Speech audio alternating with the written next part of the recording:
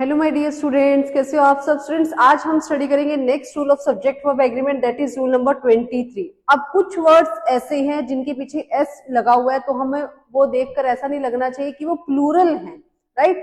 चाहे उनके पीछे एस है बट वो प्लूरल नहीं होते, वो सिंगुलर नाउन्स होते हैं।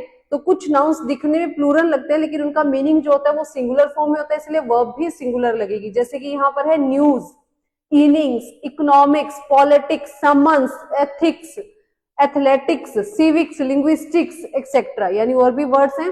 तो अगर इनके पीछे एस लगा हुआ है डजंट मीन कि ये सारे जो वर्ड्स है प्लूरल है, ये मीनिंग में सिंगुलर वर्ड्स होते हैं, तो इनके साथ वर्ब भी सिंगुलर रहेगी।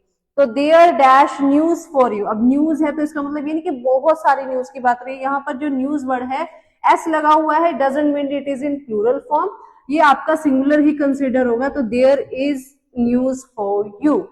Politics dash a dirty game, तो पॉलिटिक्स है तो इसे हम सिंगुलर मानते हुए यहां पर लगाएंगे is politics is a dirty game. Ethics dash honesty, ethics है एस लगा हुआ है, इसका मतलब ये प्लूरल नहीं है, ये सिंगुलर फॉर्म में कंसिडर होगा, तो यहाँ पर हमारी वर्ब जो हो जाएगी सिंगुलर। तो ethics demands honesty. Summons dash been issued by court, तो समन्स आएगा आपके पास, सिंगुलर वर्ब लगेगी that is has.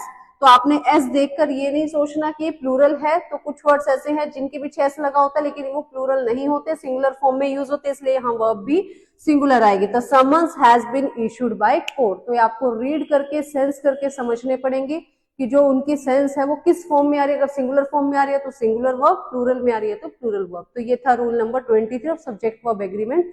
Thank you.